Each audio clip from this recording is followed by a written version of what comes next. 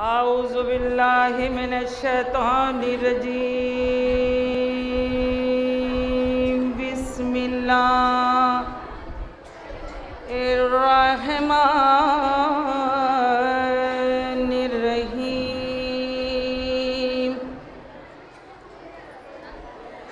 अल्हम्दुलिल्लाहि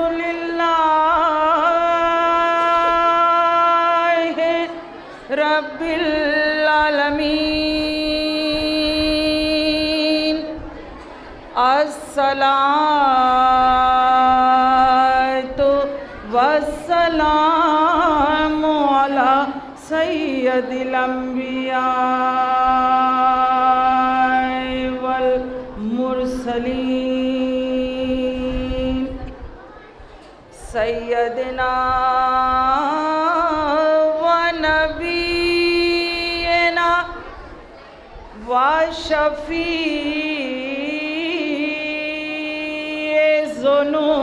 ज़ुनूबिना व तबीबुनुफूसिना व हबीबुक़ुलूबिना व मौलाना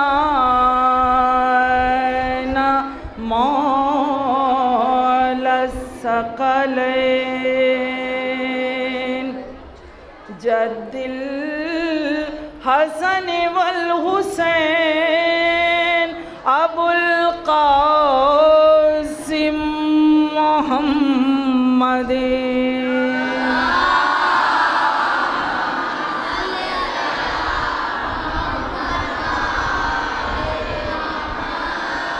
व आलिहि तय्यबीन ताहिरीन। अम्मा बाद फ़क़द क़ाल अल्लाहु तआला व तबारका फ़ी किताबिहिल मुबीन व हुवा अस्दक़ुल क़ाइलीन। एक बावाज़े बुलंद सलावत।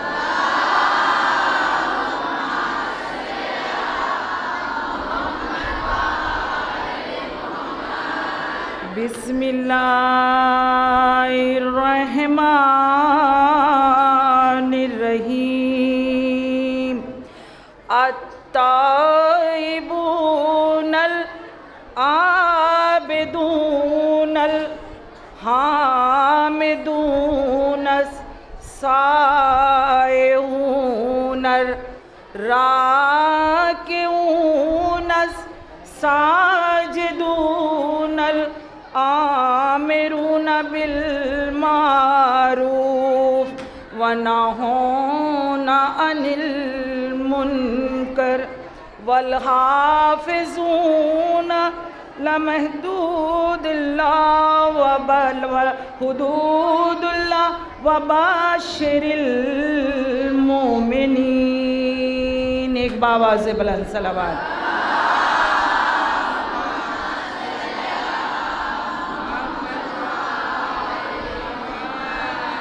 हाज़रीन मजलिस, एक बार फिर मैं आप हजरात के सामने अपनी तकरीर के आगाज़ से पहले एक बार फिर आपसे इल्तिजा करूँगी और दरख्वास्त करूँगी कि अगर हम किसी मकसद के लिए यहाँ पर आए हैं तो बराए करम उस मकसद को आप अपने सामने रखिए। हमारा मकसद है,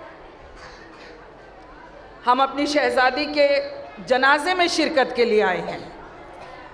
मैं खुसूसी तौर पर ये मजमा जो इस दरवाज़े के बिल्कुल सामने खड़ा है और बहुत बाकायदा तौर पर बहुत अच्छी आवाज़ में आपस में गुफ्तगू कर रहे हैं, मुझे सिर्फ उनसे इतना पूछना है कि अगर किसी आम इंसान की मौत हो जाती है और आप उसके घर पुरसे के लिए जाते हैं तो मुझे खुदारा बस इतना बता दीजिए कि क्या इसी तरीक़े से जाया जाता है?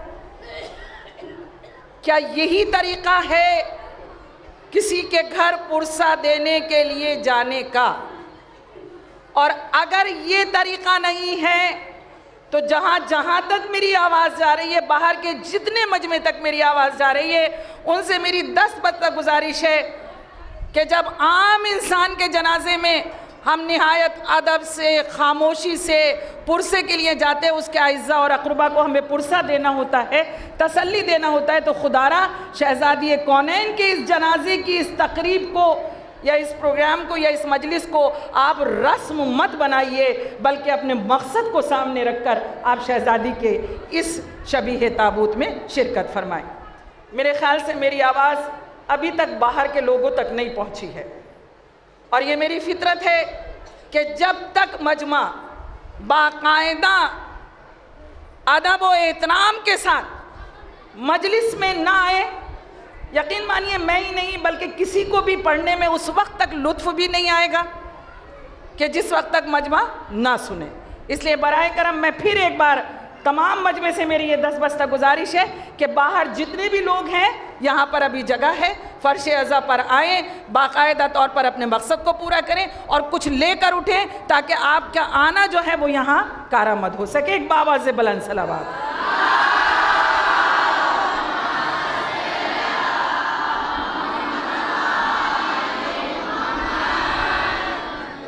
मैंने आज की एक और नारे सलावत।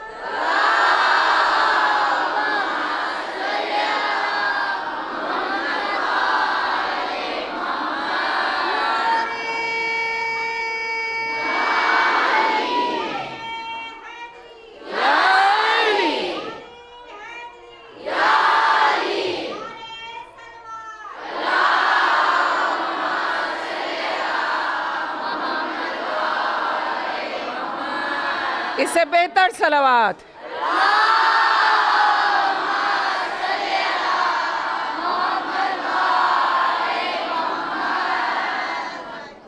हाज़रीन मजलिस, मेरी आवाज़ है माशाल्लाह पहुंच जाएगी पीछे तक लोगों की, है ना। हमारे लिए जो ये अंधेरा है, हमारे इस बयान पर ना हमारे इस सुनने पर, हमारी समातों पर यह अंधेरा ज़रा भी फ़र्क नहीं डाल सकता, इसलिए कि जाहिर बात है कि जिस शहज़ादी के में हम मसाइब सुनने के लिए यहाँ पर आए हैं, या जिस वाक़े करबला और जिसकी याद में ये मजलिसें मुनक़िद होती हैं और हम बहुत ज़्यादा गिरिया करते हैं उस वक्त और उन हालात को सुनने और पढ़ने के बाद कि जब शहज़ादी को न जाने कितने दिन इससे भी ज़्यादा अंधेरों में गुजारना पड़ा था। एक बाबा से बुलंद सलावत।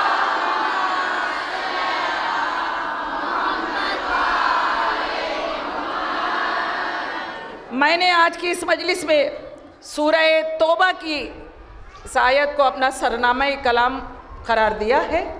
अत्ताइबूना, इसका पहला लफ्ज़ है अत्ताइबूना, जो लोग तौबा करते हैं। दूसरा है अल आबिदूना, जो लोग इबादत करते हैं। आसान हो रही है।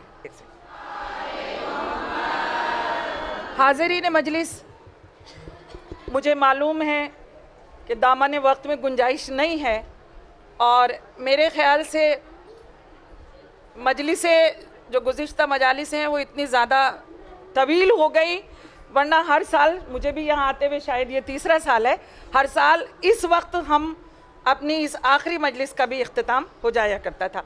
लेकिन जाहिर बात है कि आज आगाज़ ही इस वक्त से हो रहा है कि जो नमाज का वक्त भी हो चुका है। बहरहाल बहुत ज़्यादा वक्त मैं आप हजरात का नहीं लूँगी, लेकिन चूँकि जाहिर बात है कि मुझे भी कुछ ना कुछ खिदमत शहज़ादी कौनैन करना है, इसलिए महदूद वक्त में, और मेरी ये फितरत भी नहीं है कि मैं अपने बयान को बहुत ज़्यादा एक्स्ट्राऑर्डिनरी लंबा करूं, इसलिए मैं महदूद वक्त में अपने इस बयान को ख़त्म करने के बाद मैं मसाइब की मंजिल पर आऊँगी।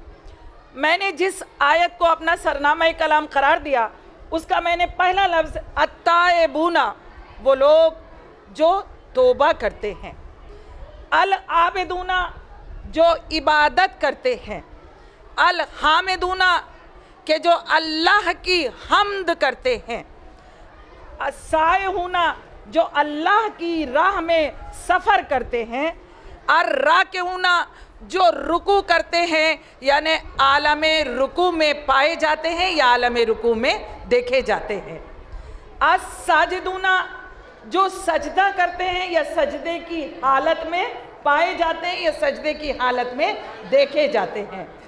अल आमिरूना बिल मारूफ व नाहौना अनिल मुनकर, और जो अम्र और बिल मारूफ अदा करते हैं, मतलब क्या है कि जो नेकियों का हुक्म देते हैं और जो बुराइयों से दूर करते हैं।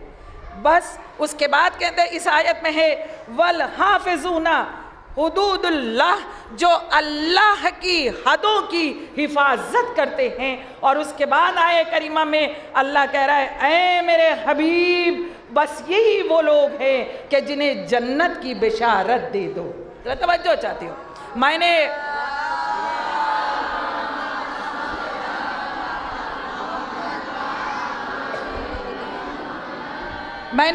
सूरह तौबा की जिन आयत की तिलावत आप हजरात के सामने की है, यकीनन वो साहिबान ईमान लोग के जो रुकू की हालत में देखे जाते हैं, जो सजदे की हालत में देखे जाते हैं, जो हमदे खुदाए परवरदिगार करते हैं, जो अल्लाह के राह में सफ़र करते हैं, जो अम्र बिल मारूफ और नही अनिल मुनकर की मंजिल को अदा करते हैं, और जो अल्लाह के हदों की हिफाजत करते हैं, यकीनन वो लोग हैं और उसके लिए हुक्म परवरदिगार है आए मेरे हबीब उन्हें जन्नत की बिशारत दे दो।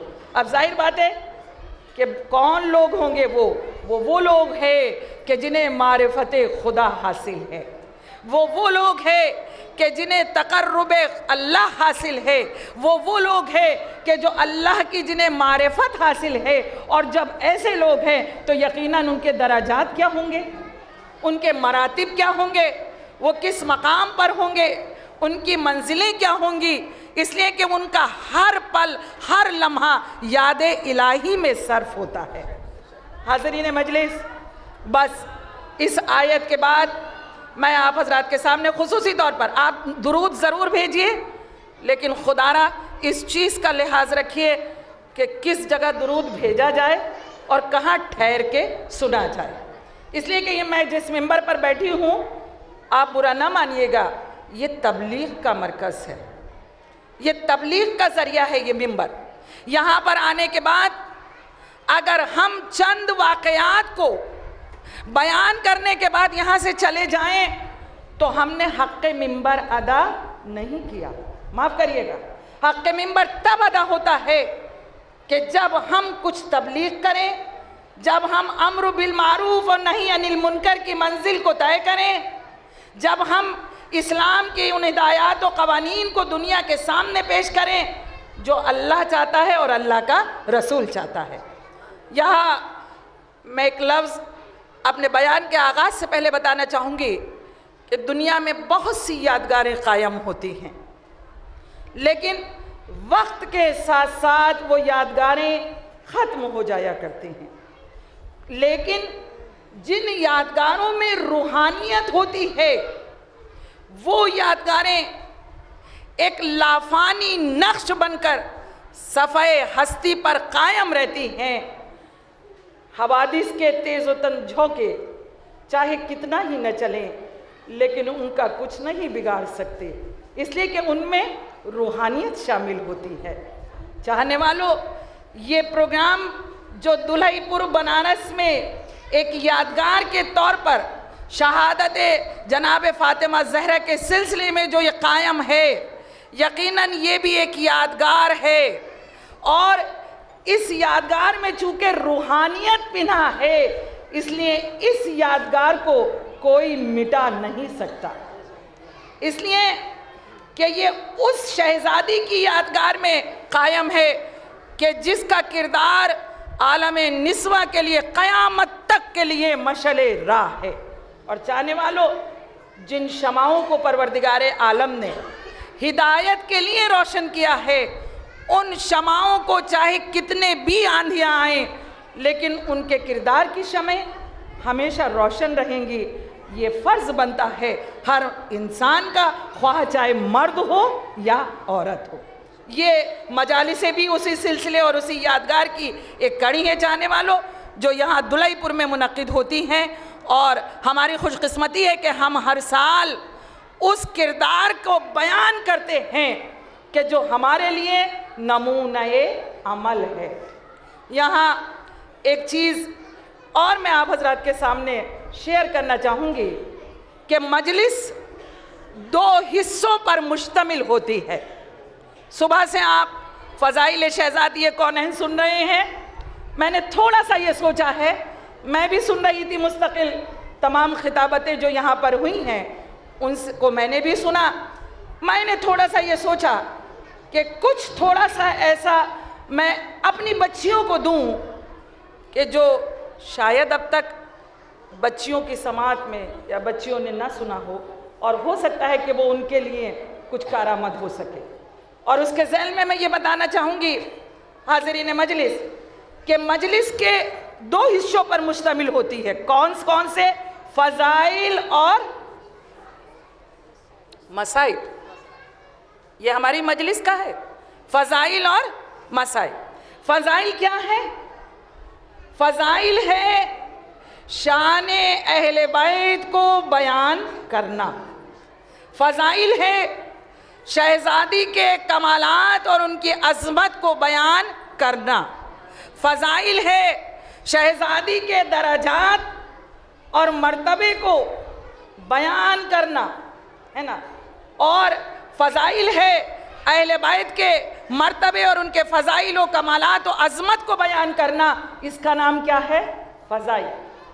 फ़ज़ाइल में हम शान अहले बैत सुनते हैं, फ़ज़ाइल में हम शान बीबी सुनते हैं, शहज़ादी कौनैन सुनते हैं। तो जब शान हम सुनते हैं तो हमें फरमान भी सुनना है। ज़रा तवज्जो चाहती हूँ, मेरे जुमलों पर तवज्जो दीजिएगा। यानी मैं कोशिश करूँगी कि मजलिस क्या है। जब हम फ़ज़ाइल में शान अहले बैत सुने, शान मौलाए अली सुने, शान शहज़ादी कौनैन सुने, तो जब हम शान सुनते हैं तो शान के साथ साथ हमें फरमान भी सुनना है। इसलिए कि हम शान सुनते क्यों हैं? अब यहाँ हमारा क्या कॉन्सेप्ट है? क्यों शान सुनते हैं? इसलिए कि हमें मोहब्बत अहले बैत है। शान हम क्यों सुनते हैं? कि हमें मोहब्बत मौला है। शान हम क्यों सुनते हैं? कि हमें मोहब्बत शहज़ादी कौनैन है। और मोहब्बत क्या है? मोहब्बत नाम है इताअत का। ज़रा तवज्जो चाहूँगी, मोहब्बत नाम है इताअत का। अगर हमें मोहब्बत है तो हम अगर शान सुनेंगे तो हम इताअत के साथ करते हुए उनका फरमान भी सुनेंगे।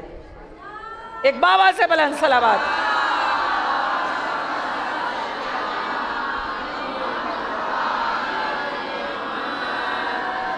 यानी जो शान मौला और शान शहज़ादी कौनैन और शान अहले बैत सुनने के बाद अगर हमें उनकी मोहब्बत है तो हमें उनकी इताअत करते हुए उनके फरमान पर अमल करना होगा, तब हमारा मकसद पूरा होता है।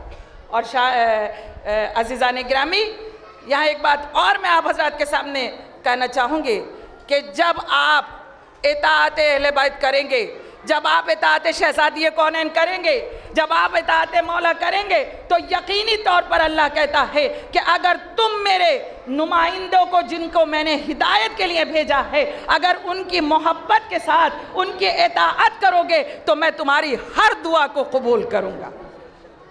तो तवज्जो चाहती हूँ। एक बहुत ही अलग से एक चीज़ मैं आपसे कहना चाहूँगी। अक्सर हम कहते हैं कि हम अहले बैत के सदक़े में मांगते हैं, हमारी दुआ कबूल नहीं होती। कहते हैं या नहीं कहते हैं? हम कहते हैं कि हम शहज़ादी के सदक़े में मांगते हैं लेकिन हमारी दुआ कबूल नहीं होती। लेकिन चाहने वालों, एक चीज़ मैं आप हज़रात के सामने यहाँ बयान करना चाहूँगी कि दुआ ज़रूर कबूल होगी, लेकिन फिर वही है कि अगर सच्ची मोहब्बत अहले बैत से है, अगर सच्ची मोहब्बत शहज़ादी कौनैन से है, तो मोहब्बत के साथ आप उनकी इताअत करिए। और इताअत अहले बैत क्या कह रही है कि अगर आप अपने परवरदिगार से किसी चीज़ के लिए, दुआ के लिए हाथ बुलंद कर रहे हैं तो पहले इबादत इलाही के फरीज़े को अंजाम दीजिए। ज़रा तवज्जो चाहूँगी। तबलीग, थोड़ा सा तबलीगी रुख, इसलिए कि उसके बाद शहज़ादी कौनैन के फ़ज़ाइल ज़रूर मैं यहाँ पेश करूँगी, सीरत शहज़ादी कौनैन। लेकिन अभी थोड़ी सी तबलीग कि शर्त है, दुआ की कबूलियत के लिए शर्त है कि आप नमाज अदा करें। चाहने वालों, और आज इत्तेफाक ये है कि नमाज के वक्त ही मुझे मेरी मजलिस मिली है, लेकिन बहरहाल अल्लाह मुझे माफ़ करे, इसलिए कि हुक्म परवरदिगार है कि आप अगर दुआ चाहते हैं कि पूरी हो तो आपका फ़र्ज़ बनता है कि आप नमाज अदा करें, लेकिन नमाज अदा करने के साथ भी शर्त है, और वो शर्त ये है कि नमाज को वक्त पर अदा करें। तो तवज्जो चाहूँ, नमाज को वक्त पर अदा करें। फॉर एग्ज़ाम्पल, यहाँ मेरी बच्चियाँ जितना पीछे बैठी हुई हैं, मैं उन बच्चियों के लिए इतना कहना चाहूँगी कि देखिए, यहाँ तो हम फ़र्श अज़ा पर है, बहरहाल सुबह से ये सिलसिला है और इसको जल्दी से ख़त्म भी, इसकी इख्तितामी मजलिस को ख़त्म करना है, लेकिन अक्सर व बेशतर क्या देखा जाता है, घरों में हम दुनियावी कामों में मशगूल रहते हैं, लेकिन हम अल्लाह अकबर सुनने के बाद नमाज की तरफ राग़िब नहीं होते। माफ़ करिएगा, नमाज की तरफ राग़िब नहीं होते। उसकी वजह क्या है? हम ज़बान से तो कह रहे हैं अल्लाह हो, कहिए अल्लाह हो अकबर, क्या मतलब है? अल्लाह सबसे बड़ा है, अल्लाह सबसे बड़ा है, लेकिन अल्लाह अकबर कहने के बाद भी नमाज अदा नहीं कर रहा है। मसलन टीवी है, बहुत बढ़िया सीरियल आ रहा है, कहा बस ये ख़त्म कर ले उसके बाद नमाज पढ़ेंगे। कोई मिलने के लिए आ गया, कहा बस ये चला जाए, पीछे के लोग खुसूसी तौर पर कहा ये चला जाए उसके बाद नमाज अदा करेंगे। कोई और दुनियावी काम आ गया, कहा बस इसको पूरा कर लें उसके बाद नमाज अदा करेंगे। इसका मतलब है कि आपने अल्लाह अकबर कहने के बाद भी अल्लाह को वो मकाम नहीं दिया, बल्कि उसके मुकाबिल आपने दूसरे तमाम उमूर को वो मकाम दिया। वरना अगर सही मायनों में आप अल्लाह अकबर कहते तो तमाम काम को एक तरफ रखते और पहले नमाज परवरदिगार अदा करते कि ताकि अल्लाह आपकी दुआ को कबूल कर सके। एक बावाज़ से बुलंद सलावत।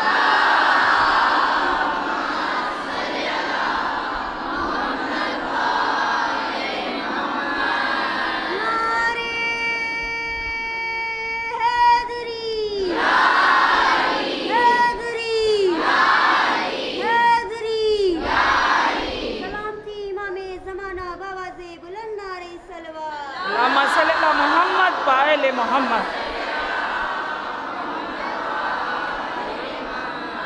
दुलईपुर वालों, शायद मैंने जब पहली बार आपसे रूबरू हुई थी तो मैंने आप हजरात के सामने कहा था कि अगर आप विलायत अली में सरशार होने के बाद अगर विलायत अली और मोहब्बत अली में नारा लगाते हैं तो बाकायदा तौर पर लगाइए हाथ उठाकर नारा, इसलिए कि गदीर में मौला की विलायत का इकरार ख़वातीन ने भी किया था। इतनी यहाँ ऐसा नहीं है कि आप हाथ उठाकर नारा ना लगा सके, बाकायदा तौर पर या अली, या अली, या अली।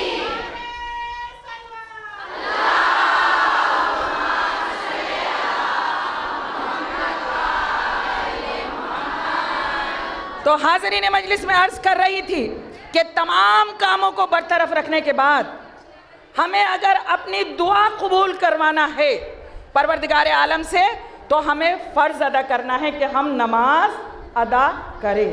और चाहने वालों, एक बात मैं और आप हजरात के सामने अर्ज़ कर दूं कि अगर कोई नमाज अदा नहीं करता तो कहता हुआ नज़र आता है परवरदिगार आलम और बड़े खुले हुए लफ्ज़ों में कि नमक हराम उसका खाता है और उसको सजदा भी अदा नहीं करता।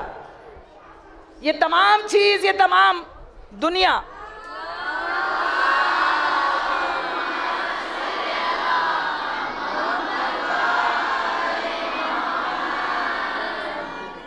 जिंदाबाद, जिंदाबाद।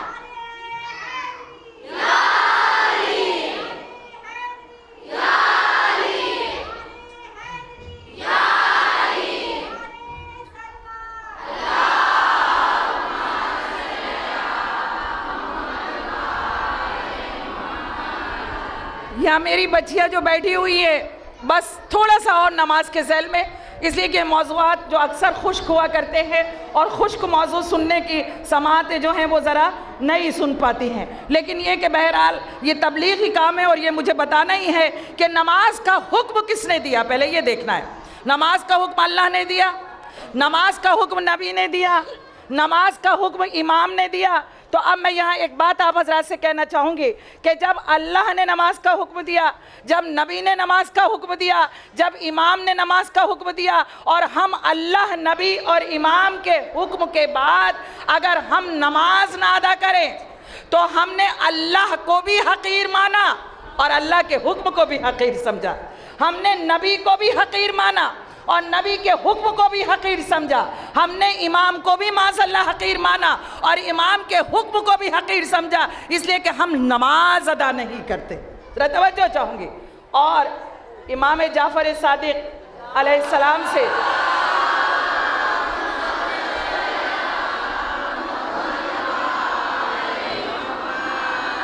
इमाम से किसी ने सवाल किया था कि मौला ये बताइए कि अगर कोई शराब पीता है, ये पीछे का मजमा बराए करम, इसलिए कि भाई देखिए मुझे आदत नहीं है ज़रा सा भी शोर बर्दाश्त करने की, मैं माफ़ करिएगा मैं खुद ये बात कहती हूँ, इसलिए कि हम बड़ा पीट पीट के रोते हैं मसाइल में जब कोई ज़ाकरा पड़ती है। यहाँ शहज़ादी कौनैन तशरीफ़ फरमा है, यहाँ शहज़ादी बैठी हुई हैं। अगर हमारा ये तसव्वुर है तो फिर तो हमें बिल्कुल भी बात नहीं करना चाहिए, इसलिए कि इसका मतलब है कि शहज़ादी का मर्तबा आपकी नज़रों में नहीं है। दुनिया का कोई ओहदेदार आ जाता है, हर इंसान खामोशी के साथ बाअदब खड़ा रहता है, इसलिए कि वो बड़ी शख्सियत आ गया। लेकिन जो कायनात की शहज़ादी है, अगर उसका तसव्वुर है तो आप में ये इस तरह भी कैफियत क्यों है? आप तसव्वुर रखिए कि आपके बीच में शहज़ादी कौनैन तशरीफ़ फरमा है और हमें उनके साथ इस फर्श अज़्ज़ा पर बैठना है। हाज़रीन मजलिस, इमाम से किसी ने पूछा, इमाम जाफ़र सादिक़ अलैहिस्सलाम से, कि मौला एक शख्स है जो शराब पीता है, क्या वो काफिर है? मेरी तरफ मुतवज्जह रहे मेरी बच्चियाँ, पीछे का मजमा खुसूसी तौर पर। कहा कि मौला ये बताइए एक शख्स है जो शराब पीता है, क्या वो काफिर है? आपने कहा नहीं। आपने कहा नहीं, गुनाह बड़ा है लेकिन काफिर नहीं। फिर किसी ने कहा मौला एक शख्स है कि जो झूठ बोलता है, क्या वो काफिर है? आपने कहा नहीं, गुनाह बड़ा है लेकिन काफिर नहीं है। फिर किसी ने पूछा कि आका एक शख्स है कि जो जुआ खेलता है, क्या वो काफिर है? आपने कहा नहीं, गुनाह बड़ा है लेकिन काफिर नहीं है। किसी ने पूछा कि मौला एक शख्स है जो बेनमाजी है, क्या वो काफिर है? आपने कहा काफिर है। आपने कहा काफिर है। जरा तवज्जो रखे मेरी तरफ, जो बात मैं आपको कहना चाहती हूँ। यानी शख्स पूछ रहे कि मौला शराबी है, काफिर है? कहा नहीं। कहा कि जुआ खेलता है, काफिर है? कहा नहीं। कहा झूठ बोलता है, काफिर है? कहा नहीं। कहा बेनमाजी है, काफिर है? आपने कहा हाँ काफिर है। कहा क्यों आका ये बताइए? कहा तुमने कुरान नहीं पढ़ा? कहा कुरान में क्या लिखा? इन्नमा मुशरिकूना नजिस, मुशरिक नजिस है। बेनमाजी के साथ खाना पीना उठना बैठना हराम है। इमाम छठे इमाम जाफर सादिक अलैहिस्सलाम कहते हैं कि जो बेनमाजी है,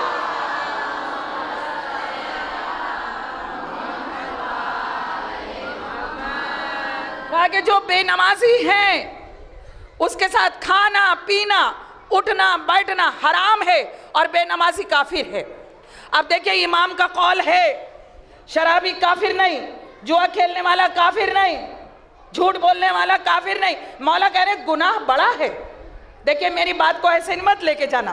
कहा गुनाह बड़ा है, शराब पीना बहुत बड़ा गुनाह है लेकिन काफिर नहीं, झूठ बोलना बहुत बड़ा गुनाह है लेकिन काफिर नहीं, जुआ खेलना बहुत बड़ा गुनाह है लेकिन काफिर नहीं, चोरी करना बहुत बड़ा गुनाह है लेकिन काफिर नहीं। काफिर कब है? कि जो बेनमाजी है।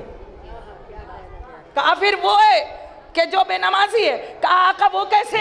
बड़ा गुनाह है तो वो काफिर क्यों नहीं? तो एक जुमला मेरे मौला ने कहा, और याद रखिए यहाँ जितने मजलिस में सामीन है इकराम है, कि आप देखिए मौला कहते हैं अगर वो शराब पीता है, अगर वो जुआ खेलता है, अगर वो झूठ बोलता है तो उसके पीछे लज्जत है।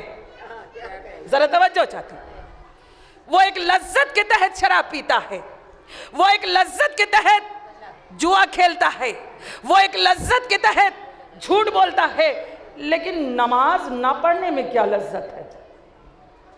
मौला कहते हैं कि नमाज ना पढ़ने में क्या लज्जत है, बल्कि नमाज ना पढ़ना इस बात की गवाही दे रहा है कि वो इंसान अल्लाह को कुछ समझता ही नहीं जिसने तमाम नेमतें उस इंसान को अता की हैं। एक बाबा से बुलंद सलावत।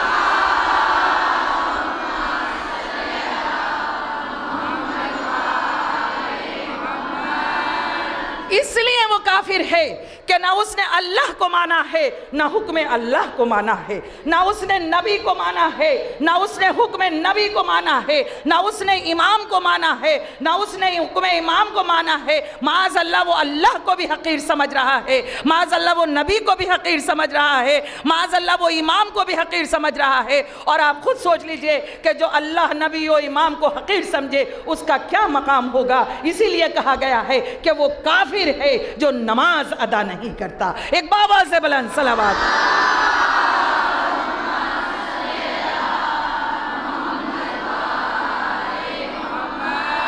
मैंने या अली या अली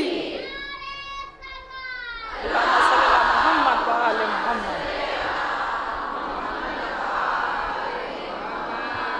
हाज़रीन मजलिस, मैंने अभी आप हजरात के सामने बयान किया है कि मजलिस के दो हिस्से, दो शोबे, एक फ़ज़ाइल और एक मसाइब। मैंने आप हजरात के सामने कहा फ़ज़ाइल है शान अहले बैत, शान मौला अली, शान शहज़ादी कौनैन। और जब हम शान सुनते हैं तो हमें फरमान भी मानना होगा। जब हम शान सुनने की हिम्मत रखते हैं तो अगर मोहब्बत है तो हमें इताअत करना होगा। मोहब्बत का दूसरा नाम है इताअत। इताअत मौला अली, इताअत शहज़ादी कौनैन, इताअत अहले बैत। और अगर हम इताअत अहले बैत मौला अली करेंगे तो यकीनी तौर पर हमें हर उस अमल को अपनाना होगा जो अहले बैत अदा करते थे। एक बाबा से बुलंद सलावत।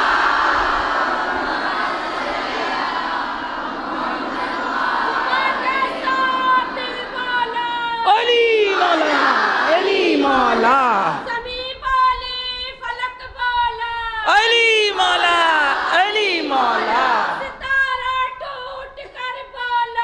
अली मौला, अली मौला, सूरज लौट कर बोला, अली मौला, अली मौला, कंबर झूम कर बोला, अली मौला, अली मौला,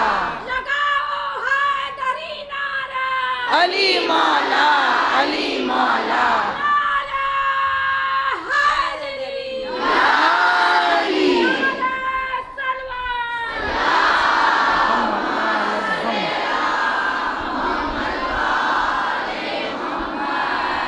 जाहिर बात है कि नमाज का जिक्र आ गया तो नमाज के ज़ैल में किरदार मौला अली, किरदार शहज़ादी कौनैन जनाब फ़ातिमा ज़हरा से अगर मैं उन रवायतों को बयान करना शुरू कर दूं तो मजलिस बहुत तूलानी हो जाएगी। और मुझे मजलिस को तूल नहीं देना है। आप हज़रात सुबह से लेकर इस मजलिस में हैं और ख़िदमत शहज़ादी कौनैन कर रहे हैं। मैं एक महदूद वक्त में अपनी मजलिस को तमाम कर दूँगी, लेकिन हाँ इतना ज़रूर कहना चाहूँगी हाज़रीन मजलिस कि हमें इन मजालिसों से बहुत कुछ अता होता है, हमें इन मजालिसों से बहुत कुछ मिलता है। ज़रूरत है कि हम उसको महसूस करें, ज़रूरत है कि हम उस पैगाम को अपनी ज़िंदगी का हासिल बना लें, हम उस पैगाम को अपनी ज़िंदगी में अमली तौर पर ले आएँ। और अब शहज़ादी कौनैन की बारगाह से एक और चीज़ मैं आप हजरात की समातों के नस्र करना चाहूँगी, और वो चीज़ है कि जिस तरीके से नमाज के लिए हुक्म है कि नमाज को अव्वल वक्त अदा करो। अगर दुआ कबूल करवाना है तो पहले उसकी इबादत करो और पहले नमाज अदा करो इस तरीके से जिस तरह नमाज करने का, अदा करने का हक़ है। ज़रा तवज्जो चाहूँगी। और बहुत मेरे ख्याल से आप हज़रात ने सुना होगा सीरत जनाब फ़ातिमा ज़हरा में कि जब आप इबादत में मशगूल होती थी तो आपका आलम यह था कि जब महराब इबादत में आती थी सुबह में आती थी तो सुबह के वक्त एक अलग नूर साते होता था, ज़ोहर में आती थी तो ज़ोहर के वक्त एक अलग नूर साते होता था, असर में आती थी तो असर के वक्त एक अलग नूर साते होता था। और ये नूर सिर्फ घर तक महदूद नहीं होता था, महराब तक महदूद नहीं होता था, बल्कि पूरा मदीना इस नूर से मुनव्वर हो जाया करता था।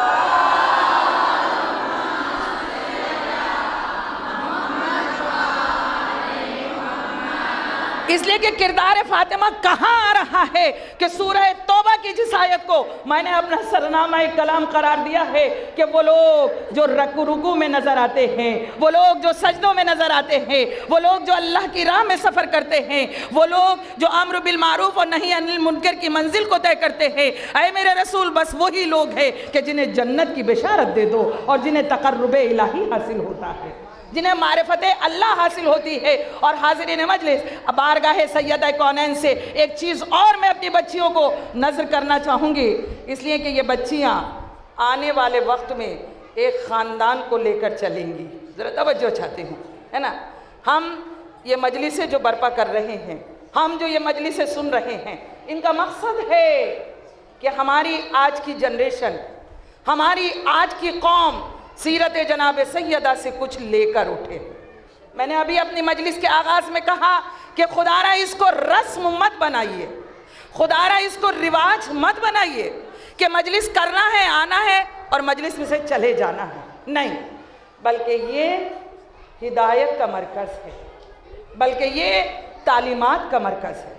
अपनी नई नस्ल की बच्चियों के लिए एक चीज़ और बारगाह सैयद कौनैन से मैं देना चाहूँगी कि अहले बैत अतहर का भी कौल है कि गुस्सा मत करो।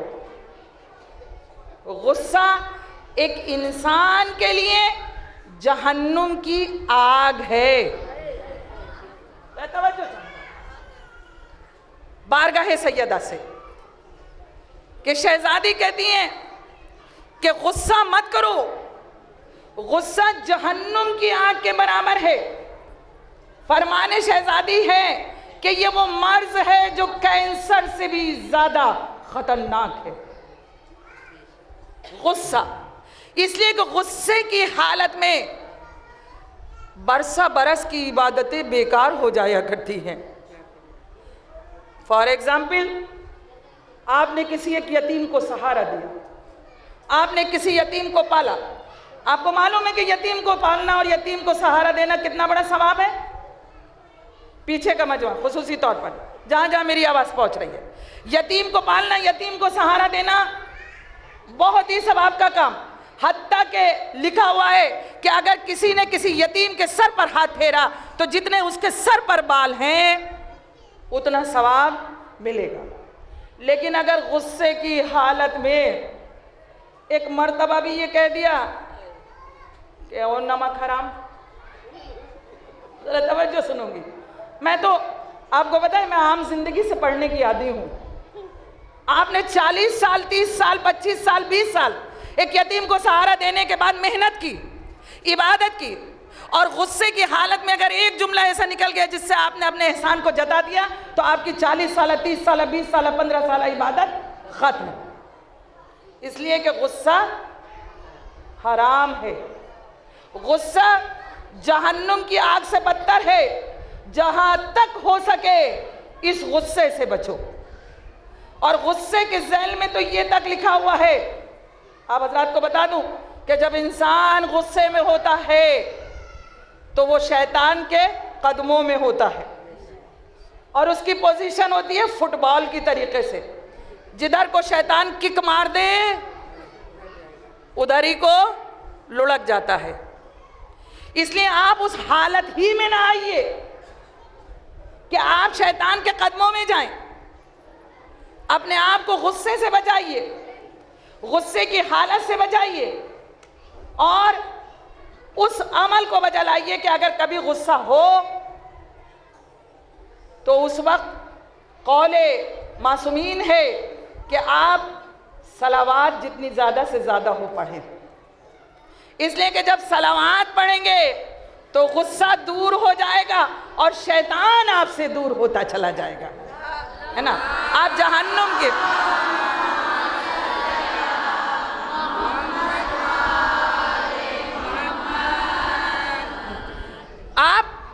शैतान से दूर होते चले जाएंगे। तो गुस्से की हालत को दूर करिए।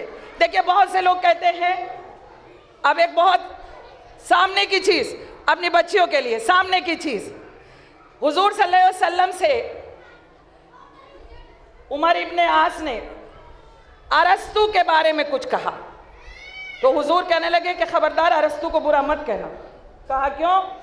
मेरी छोटी बहन हिना मुझसे पहले जिनकी खिताबत थी, और तारीख़ के हवाले से जिन्होंने एक बहुत मरबूत और बहुत पाए और बहुत जामे तकरीर की है,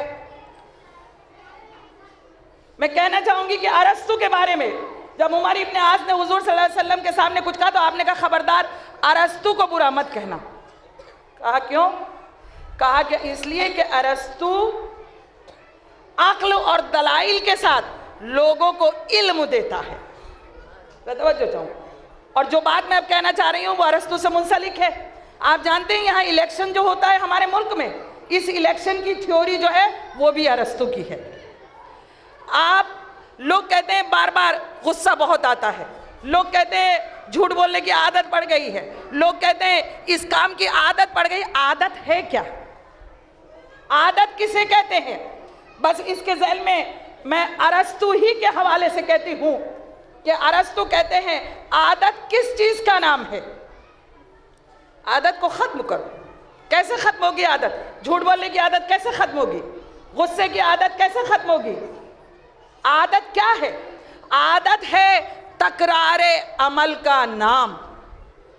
जब कोई अमल आप बार बार करेंगे तो वो आदत बन जाएगी। जरा तवज्जो चाहूंगी। देखिए, बड़ी दिलचस्प चीज़ है और थोड़ी खुश्क है, लेकिन सबकी समातें मेरे साथ रहे तो इंशाअल्लाह मैं अपने मौजू को आप तक पहुंचा सकूंगी। आदत किस चीज़ का नाम है? आदत तकरारे अमल का नाम है। बार बार आप किसी अमल को करिए, आदत बन जाती है। और आदत से पहले क्या है? इमोशन, जिसे हम कहते हैं जज्बा। फर्श अज़ा बिछी, पीछे का मजमा खुसूसी तौर पर फर्श अज़ा बिछी। देखिए, शहजादी के फ़ज़ाइल सुनना है सुबह से आप। मैं जिस वक्त भी ये महसूस करूंगी कि अब आपको मसाइब की ज़रूरत है, मैं याद करके नहीं आई हूँ कि मुझे बड़ी ये तक पढ़ना ही पढ़ना, मैं वहीं अपने बयान को समेट के मसाइब की मंजिल पर आ जाऊंगी, लेकिन चाहती हूँ कि अपने मौजू से इंसाफ कर सकूं। आदत क्या है? तकरारे अमल से आदत बनती है। आदत से पहले इमोशन है, यानी जज्बा है। आपका जज्बा अमल करवा रहा है, अमल से आदत बन रही है। आप ये फर्श अज़ा बिछी, जैसे ही फर्श अज़ा बिछती है आप आ जाते हैं, आपकी आदत है। फर्श अज़ा बिछी, आप फर्श अज़ा पर आ गए, क्यों? आपकी आदत है। क्यों आदत है? इसके पीछे जज्बा है। क्या जज्बा है? जज्बा ईमानी है, जज्बा मोहब्बत अहले बैत है, जो आपको फर्श अज़ा पर खींच लाती है। और इस जज्बे से पहले क्या है? थिंकिंग है, सोच है, सोच है, फिक्र है। और इस फिक्र से पहले अकीदा है। तो तवज्जो चाहते हैं, सोच से पहले अकीदा है। फॉर एग्जाम्पल, मेरी बच्चियां सुने, आप सफ़र कर रही हैं। आज के ज़माने में ख़वातीन भी सफ़र करती है। फॉर एग्जाम्पल, सफ़र करने के दौरान किसी भी शख्स से या इंसान से आपकी शान में कोई गुस्ताखी हो गई सफ़र के दौरान, भाई ये पीछे का मजमा खुसूसी तौर पर इसलिए कि मैं टोक दिया करती हूँ, बराए करम आपको बाद में बुरा ना लगे, एक बावाज़ बुलंद सलावत।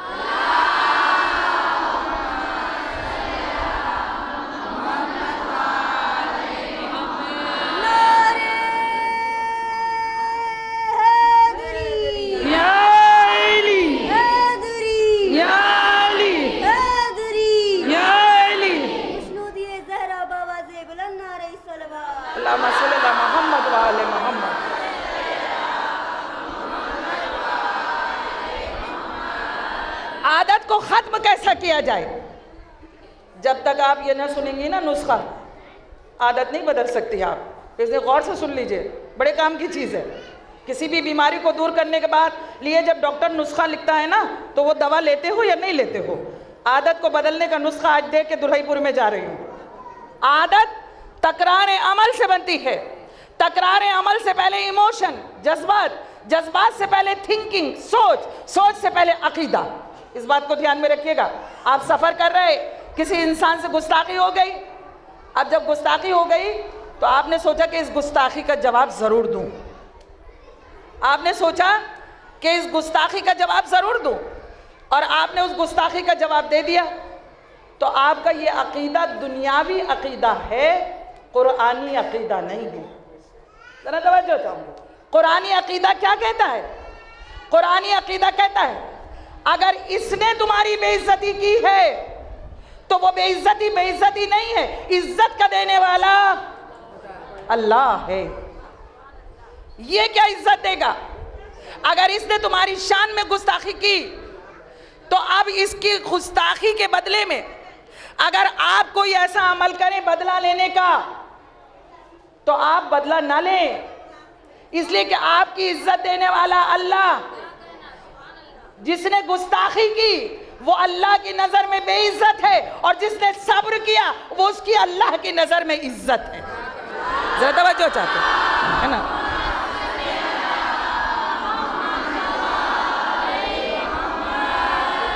भाई आप तो एक आम इंसान है, आपकी इज्जत क्या नबियों से ज्यादा है? आपकी इज्जत क्या इमामों से ज्यादा है? आपकी इज्जत क्या मासूमीन से ज्यादा है? आपकी इज्जत क्या उस अली से ज्यादा है कि जिसको 70 साल माविया के हुकूमत में मिंबर से गालियां दी जाती रहीं लेकिन अली खामोश रहे, इसलिए कि अल्लाह कह रहा है इज्जत का मालिक अली है। एक बाबा उससे बुलंद सलावत।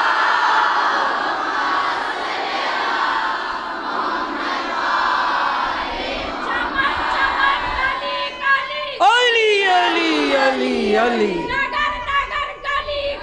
अली अली अली अली अली अली अली अली अली अली अली अली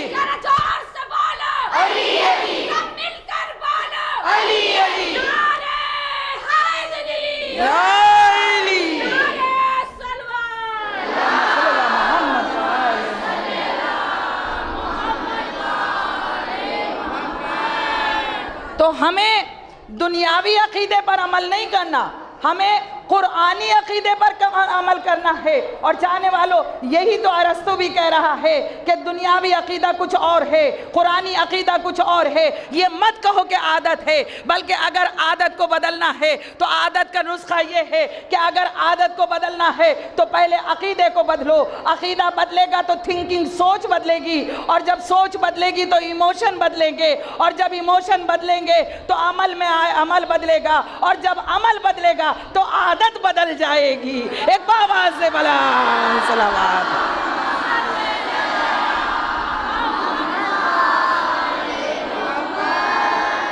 इस तरीके से आदत बदली जा सकती है। हाज़रीन मजलिस, मैं बहुत ज़्यादा आप हजरात का वक्त नहीं लूँगी, लेकिन बहरहाल इंसान हूँ, अपने मौजू से इंसाफ भी करूँगी कि कभी भी गुस्से की हालत में मत आओ, इसलिए कि गुस्से की हालत जो होती है वो अल्लाह को पसंद नहीं है।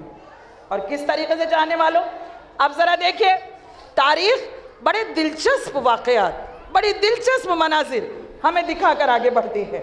जनाब सलेमान से एक लड़के ने आन कर कहा, जवान है, आन कर कहा, माज़अल्लाह मैं मिंबर से ये लफ्ज़ अदा कर रही हूँ, लेकिन मैं क्या करूँ, इसलिए कि मुझे बताना है, इसलिए अल्लाह माफ़ करे मुझे।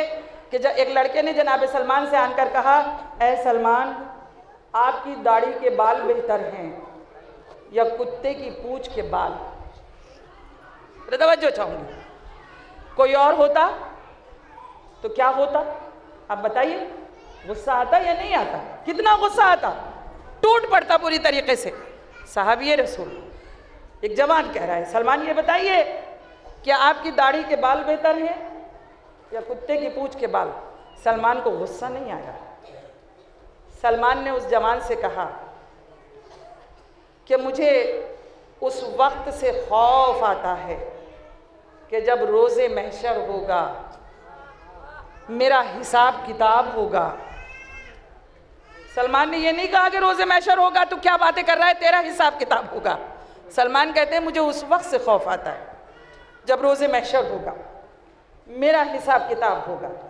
और उस जवान से जनाब सलमान कहते हैं कि अगर उस हिसाब किताब में मेरे गुनाह ज़्यादा हो गए और मेरी नेकियां कम हो गई तो यकीनन मेरी दाढ़ी के बालों से ज़्यादा कुत्ते की दुम के बाल बेहतर होंगे। आप गौर करिए, आप इसकी गहराई को गौर करिए। जनाब सलमान को गुस्सा नहीं आया, बल्कि इस जुमलों से पूरा दर्स दे दिया जनाब सलमान ने कि कुरान ये कहता है कि गुस्से की हालत में इंसान हैवान से ज्यादा बदतर हो जाया करता है। तो जनाब सलमान का ये कि गुस्से की हालत में ना हो, इसलिए कि गुस्सा जहन्नुम की आग की बराबर है। गुस्सा बदतरीन चीज है। हाजिरीन मजलिस, मालिक अश्तर मौला अली का सिपह सलार कूफे से गुजर रहे हैं। गुजरते गुजरते एक शख्स है जवान कि उसने अपनी ताकत का मुजाहिरा करते हुए मालिक अश्तर को एक घूसा लगाया। मालिक अश्तर जैसा सिपह सालार मौला अली मुड़कर नहीं देखा था घूसा लगाने वाला कौन है, और घूसा खाने के बाद आप मस्जिद का रुख किया। मस्जिद में आए, लोग डर गए कि अरे अली के सिपह सालार को घूसा लगाया है, अब खुदा जाने क्या होगा, वो भी मालिक अश्तर। उस शख्स ने पूछा कि तुम लोग क्यों घबरा रहे हो? कहा तुझे नहीं मालूम तूने किसको घूसा मारा? कहा कौन? कहा तुझे नहीं मालूम, अली का सिपह सालार मालिक अश्तर था। अब परेशान हुआ, कहा कहाँ गए? ढूंढता ढूंढता आया। आने के बाद देखा कि मालिक अश्तर मस्जिद में तशरीफ फरमा है और नमाज पे पीछे बैठ गया। आपने नमाज से जब सजदे से सर उठाया तो एक मर्तबा आपने दुआ के लिए हाथ बुलंद किए, और हाथ बुलंद करने के बाद कहते हैं कि परवरदिगारे आलम तू उस शख्स को माफ़ कर देना, इसलिए कि उसे नहीं मालूम था कि मैं कौन हूँ जिसको वो घूसा मार रहा है। परवरदिगार मैं उसके लिए माफ़ी तुझसे अपनी तरफ मैं माफ़ी चाहता हूँ।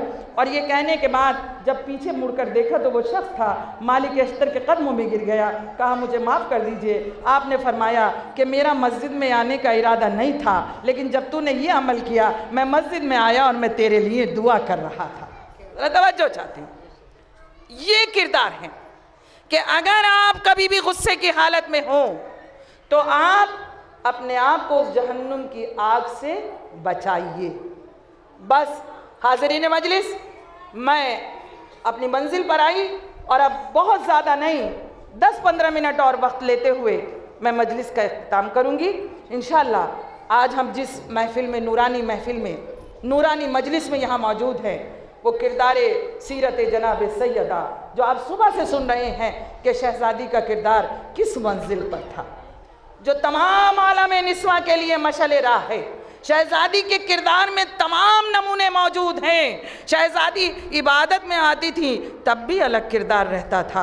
शहज़ादी घर के काम तमाम उमूर अंजाम देती थी तब भी एक अलग अंदाज था। शहज़ादी एक ज़ौजा की हैसियत से नज़र आती है तारीख़ में तब भी अजब किरदार है। शहज़ादी अगर माँ की हैसियत से नज़र आती है तब भी नुमाया किरदार है। शहज़ादी अगर एक बेटी नज़र आती है तब भी अजीब व गरीब किरदार है। और चाहने वालों, एक बात और बता दूं, मीर अनीस का एक मिसरा, सिर्फ मैं पूरा मरसिया तो नहीं है कि क्या पेश खुदा साहिब तौकीर है ज़हरा, ये मीर अनीस का एक मिसरा है और इस मिसरे ने मुझे बहुत ज़्यादा मुतासिर किया। क्या पेश खुदा साहिब तौकीर है ज़हरा, क्या लफ्ज़ जो है, क्या पेश खुदा साहिब तौकीर है ज़हरा, इस क्या लफ्ज़ में तमाम चीज़ें पोशीदा हैं, तमाम चीज़ें पोशीदा हैं। और इस क्या के ज़ैल में मैं इतना बताना चाहूँगी कि जिस अरब में बेटियों को जिंदा दफन कर दिया जाता था उस अरब में हुक्म अल्लाह है कि अगर नस्ल चलेगी तो बेटी से चलेगी। बहुत ही मुश्किल चीज़, लेकिन अल्लाह का रसूल अपनी मर्ज़ी परवरदिगार देख रहा है। नस्ल चली और बेटी से चली। कहा है मेरे रसूल तू रहमतुल लिल आलमीन है तो मैं तुझे रहमत अता करूँ। बेटियां रहमत होती है ना, ज़रा तवज्जो चाहूँगी। बेटियां रहमत होती है। कहा तू रहमतुल लिल आलमीन है तो मैं तुझे रहमत अता करूंगा, लेकिन उसके बाद कहता है अय मेरे रसूल तुझे रहमत भी दूंगा और तुझे नेमत भी दूंगा। कहा वो कैसे? कहा रहमत दूंगा बेटी की शक्ल में और नेमत दूंगा बेटों की शक्ल में। कहा वो कैसे? कहा पहले रहमत दूंगा और फिर रहमत के जरिए वो नेमत दूंगा, यानी वो बेटे होंगे सुल्बे अली से, लेकिन वो तेरे बेटे होंगे। जरा तवज्जो चाहती हूं, वो तेरे बेटे होंगे। और चाहने वालों यही वजह है कि जब रहमत दी, जब नेमत दी, और इधर कुरान ने झूम कर कहा इन्ना आतैना कल कौसर फसल्ले ले रब्बिका वनहर इन्ना शानिअका हुवल अब्तर। ऐ मेरे रसूल परवरदिगार ने तुझे कौसर अता किया, तेरा दुश्मन अबतर है। तवज्जो चाहो, तेरा दुश्मन अबतर है। एक चीज़ और, पढ़ने को तो बहुत कुछ था लेकिन मैं मुख्तसर अंदाज में कह दूं, अबतर जाहिर बात है कि एक गाली है, अबतर, लेकिन क्या करे, कुरान कह रहा है तेरा दुश्मन अबतर है, तेरा दुश्मन अबतर है। सूरा कह रहा है ऐ मेरे रसूल तुझे कसरत नस्ल अता की, तेरा दुश्मन अबतर है। तो चाहने वालों आलम इस्लाम, पूरी दुनिया जहाँ जहाँ मेरी ये आवाज़ जा रही है, मुझे बस इतना कहना है, हम तो कुरानी मिजाज को अपनाते हैं, हम तो कुरान का इत्तेबा करते हैं। जिसको कुरान अबतर कह रहा है उसे तारीख क्यों नहीं अबतर कह सकती और उसे हम क्यों नहीं अबतर कह सकते? एक बाबा से बुलंद सलावत।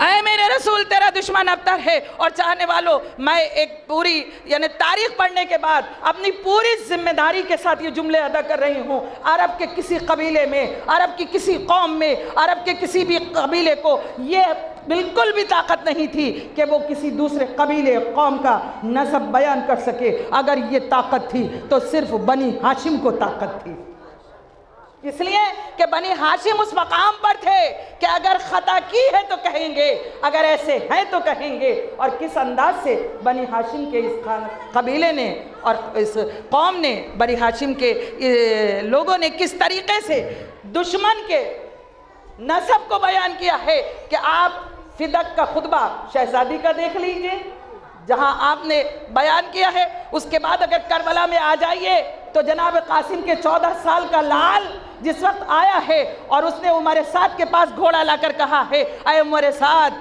ऐ ज़ने ज़ानिया की औलाद, तू तो साए में रहे और मेरा चचा धूप में रहे। दुश्मन के नसब को बता रहे हैं। उसी करबला में जनाब हसन मुसन्ना के 8 साल के बेटे ने दुश्मन को नसब बताते हुए कहा है कि क्या तेरी ये मजाल है कि तू मेरे चचा को कत्ल कर दे। और उसके बाद जब जनाब अली अकबर मैदान करबला में आए हैं तो रज्स के जब आपने शेर पढ़े हैं तो आपने कहा कि खुदा की कसम ऐ ज़ने ज़ानिया के औलाद, तुम हम पर हुकूमत नहीं कर सकते। और उस वक्त जब जनाब अली अकबर और कासिम और जनाब हसन मुसन्ना ने दुश्मन के नसब का ऐलान किया, उस वक्त जनाब अब्बास भी मौजूद थे, मौला हुसैन भी मौजूद थे। लेकिन वाहरे कौमे बनी हाशिम के जहाँ का मर्द जवान बूढ़ा औरत सब बराबर नजर आते हैं, उस वक्त तो सब मौजूद थे। लेकिन जब सब शहीद हो गए तो खुतबा जनाब ज़ैनब ने दुश्मन को एक मर्तबा दरबार में बता दिया, ऐ दुश्मन तेरा नसब क्या है, अली की बेटी तुझे नसब बताएगी। जरा तवज्जो चाहती हूँ। तो चाहने वालों बस मैं आप हजरात के सामने बयान करना चाहूँगी कि शहजादी कौनैन का क्या मर्तबा है। अल्लाह ने अपने रसूल को क्या नेमत अता की कि आप जब शहजादी आती थी तो अल्लाह का रसूल ताज़ीम को खड़ा हो जाता था। बहुत बार सुना है आपने तमाम ज़ाकिर और बहुत ज़ाकराओं से भी सुना है कि रसूल खुदा अपनी बेटी की ताज़ीम को खड़े हो जाते थे। मैं ये कहूँगी, लोग कहते हैं कि बहैसियत बेटी के नहीं, बहैसियत सरदारे निस्वा के, लेकिन मैं कहूँगी कि दोनों चीज़ें पिता थी। मैंने पिछले साल की इस मजलिस में इस्लाम से पहले औरत की तारीख़ को बयान किया था कि औरत की क्या तारीख़ थी, लेकिन इस्लाम के बाद औरत की ज़िंदगी में क्या इनकलाब आया। हुज़ूर सल्लल्लाहु अलैहि वसल्लम ने बेटी की ताज़ीम को बयान करके बता दिया कि औरत काबिल इज़्ज़त होती है, बेटी की ताज़ीम करके बताया। और चाहने वालों हुजूर फातिमा की अजमत और इज्जत इसलिए और भी करते थे कि फातिमा शामिल कारे रिसालत थी। अगर रसूल तमाम दुनिया के मर्द को तालीम और हिदायत करते थे, तो अकेली फातिमा तमाम खवातीन की हिदायत करके रिसालत के काम में साथ साथ थी। यही वजह थी कि हुजूर सल्लल्लाहु अलैहि वसल्लम अपनी बेटी को जब देखते थे तो ताज़ीम के लिए खड़े हो जाया करते थे। और किस तरीके से ताज़ीम जनाब फातिमा और अज़मत जनाब फातिमा ज़हरा को हुजूर सल्लल्लाहु अलैहि वसल्लम ने दुनिया के सामने पेश किया कि जब एक चादर में आ गई, बस मुख्तसर कर रहे, जब एक चादर में आ गई तो फरिश्तों ने पूछा कि पालने वाले चादर के नीचे कौन है? मैं कहूँगी जिब्रील, हर वक्त वही लाते हो, क्या तुम्हें मालूम नहीं? इतना आते जाते हो, क्या तुम्हें मालूम नहीं कि चादर के नीचे कौन है? कहा यकीनन आता जाता था, लेकिन जब आता था तो हर नूर को अलग अलग देखता था। आज तमाम नूर एक जगह हो गए और ये सारे नूर एक साथ जिनकी शाएं आसमान तक जा रही हैं, मालूम नहीं पड़ रहा कि कौन है।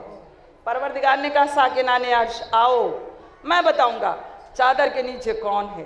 कहा पालने वाले बता चादर के नीचे कौन है? कहा हूँ फातिमतु अबूहा व बालुहा व बनुहा, इस चादर के नीचे मेरी कनीज़ खास फातिमा है, उसका बाप है, उसके शौहर है और उसके बेटे हैं। हाथ जोड़ के कहूँगी पालने वाले अपने प्यारे हबीब से तारुफ क्यों नहीं कराया? पालने वाले उसके वजीर से तारुफ क्यों नहीं कराया? पालने वाले शहजादे हसन हुसैन से क्यों नहीं तारुफ कराया? तो शायद आवाज़ कुदरत आए, रिसालत से इसलिए तारुफ नहीं कराया कि अगर रिसालत से तारुफ कराता तो इमामत का मर्तबा घट जाता, अगर इमामत से तारुफ कराता तो रिसालत का मर्तबा घट जाता। मैंने इस्मत से तारुफ कराया इसलिए कि इस्मत रिसालत में भी है और इस्मत इमामत में भी है। एक बाबा से बुलंद सलावत।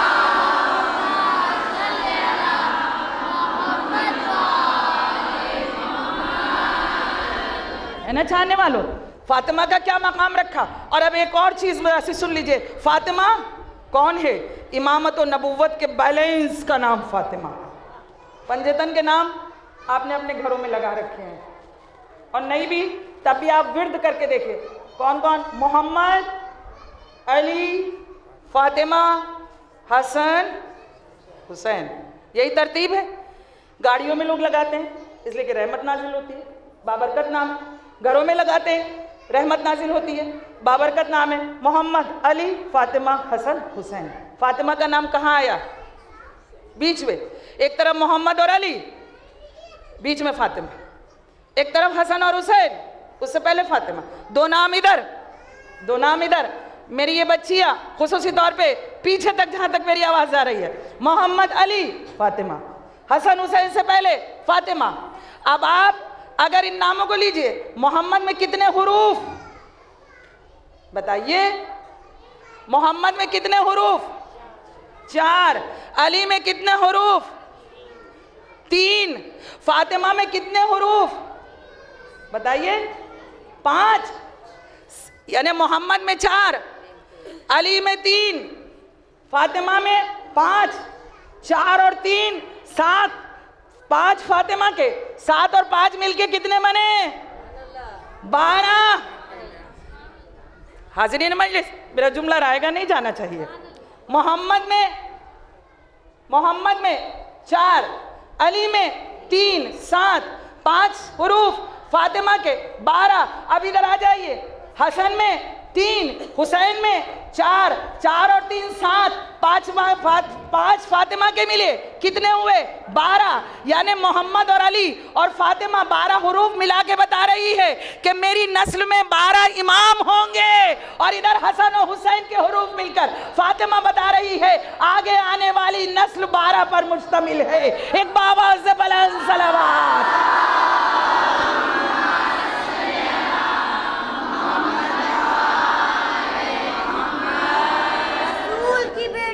ज़हरा ज़हरा की बेटी, ज़हरा ज़हरा नैन की मादर, ज़हरा ज़हरा अली की ज़ौजा, ज़हरा ज़हरा नैन की मलिका, ज़हरा ज़हरा नैन की मलिका, ज़हरा ज़हरा नारे हैदरी हैदरी याली हैदरी याली। पूरे इमामे ज़माना बाबा से बुलंद सलवात। अल्लाहुम्मा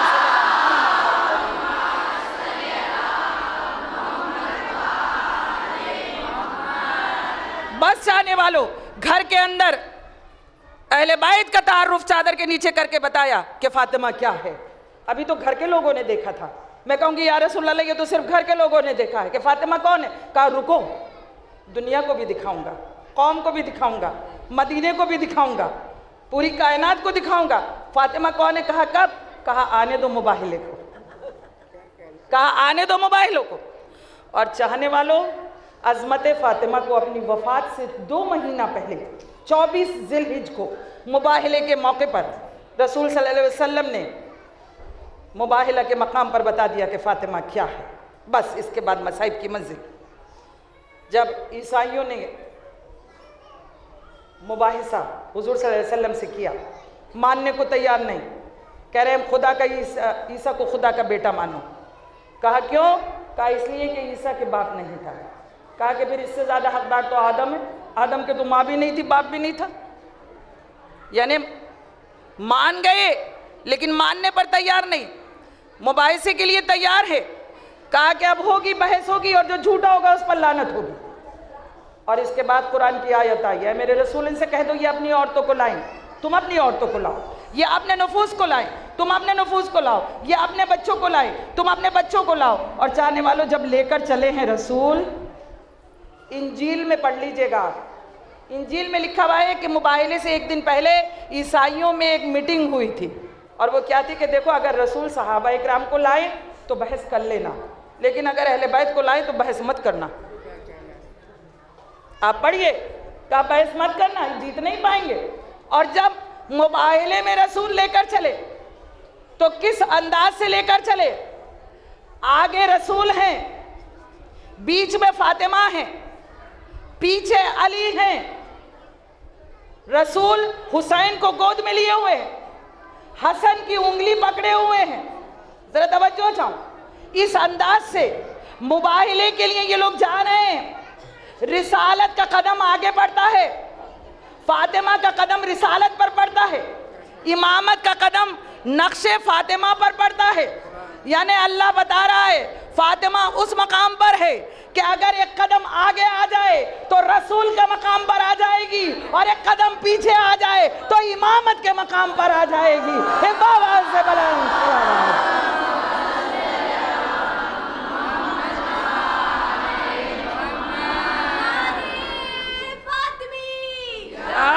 ज़हरा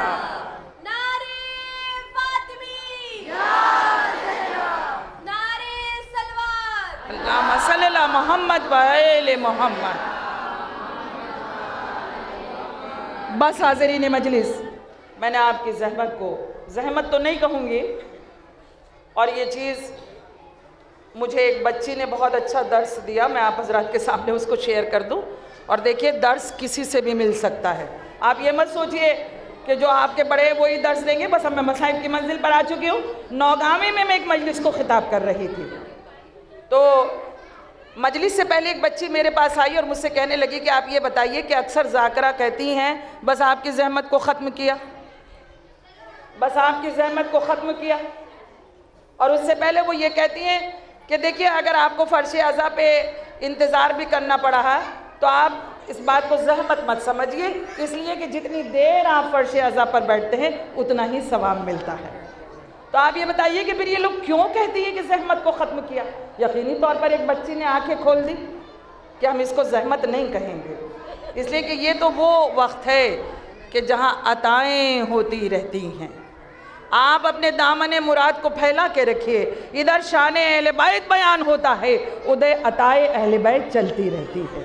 हाज़रीन मजलिस, बस मैंने अपने बयान को समेटते हुए मुझे अर्ज़ करना है कि आज शहादत जनाबे सैयदा है, अजब मकाम शहज़ादी का है। चाहने वालों, सुबह से आप मसाइब शहज़ादी कौनैन सुन रहे हैं, आप खानवादा रिसालत को जनाब फ़ातिमा ज़हरा का पुरसा दे रहे हैं। लेकिन चाहने वालों, जैसा कि मैंने मजलिस के आगाज़ में बताया था कि बहुत सख्त मकाम होता है कि जिस वक्त जनाजा घर से उठता है, ए अज़ादारान हुसैन शहज़ादी की है, मसाइब को बयान करते हुए मैं इतना कहना चाहूँगी कि मौला अली मस्जिद से जब घर में तशरीफ़ लाए हैं और एक वक्त में शहज़ादी को कई काम करते हुए देखा है, तो मौला ने शहज़ादी से कहा था, है रसूल की बेटी, लगता है आज आपकी तबीयत ठीक है। कहा क्यों? कहा कि मैं आपको एक वक्त में कई काम करते हुए देख रहा हूँ। तो चाहने वालों, शहज़ादी ने एक जुमला कहा था कि ए अबुल हसन, असर तक मेरी तबीयत बिल्कुल ठीक हो जाएगी। मौला अली ने एक मर्तबा कहा, शहज़ादी ये क्या जुमला